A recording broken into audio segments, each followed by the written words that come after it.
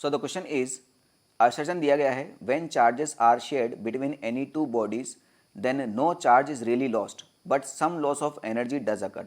तो बिल्कुल करेक्ट बात है, इट इज़ ट्रू। कैसे भाई?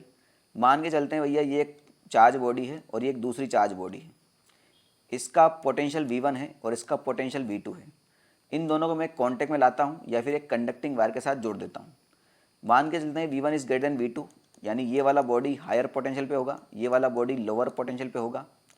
तो चार्ज शेयरिंग स्टार्ट होगी भाई। चार्ज शेयरिंग कहाँ से कहाँ तक होगी? हायर पोटेंशियल से लोअर पोटेंशियल तक।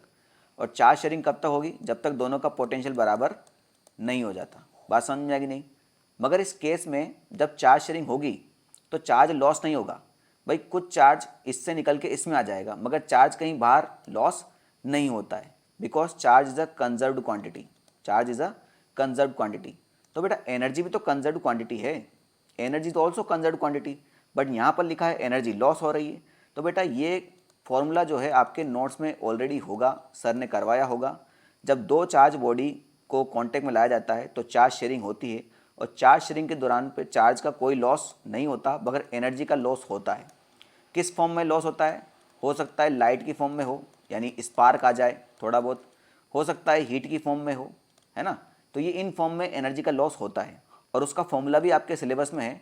यू लॉस आपने देखा होगा, half C1 C2 divide by C1 plus C2 bracket V1 minus V2 का होल स्क्वायर। यहाँ C1 फर्स्ट बॉडी का कैपेसिटेंस है, C2 सेकेंड बॉडी का कैपेसिटेंस है, और V1 V2 में आपको ऑलरेडी बता चुका हूँ। तो चार्ज का लॉस तो नहीं होगा, मगर एनर्जी का लॉस जरूर होगा। बात समझ में आ गई? इसलिए ये ट्रू बोल दिया मैंने पहले ही। Some energy disappears in form of heat sparking. हाँ तो बिल्कुल ये भी करेक्ट है भैया, यही तो मैंने बताया अभी। हीट जो है स्पार्किंग लाइट या हीट की फॉर्म में ही रिलीज होगी। क्लियर है? तो असर्शन भी करेक्ट है, रीजन भी करेक्ट है, और रीजन जो है इसका करेक्ट एक्सप्लेनेशन है। तो कहाँ दे रखा है बेटा? ये ऑप्शन नंबर ए में दे रखा है। तो इसका आंसर क्या लिखेंगे आप? Option number A. ठीक है।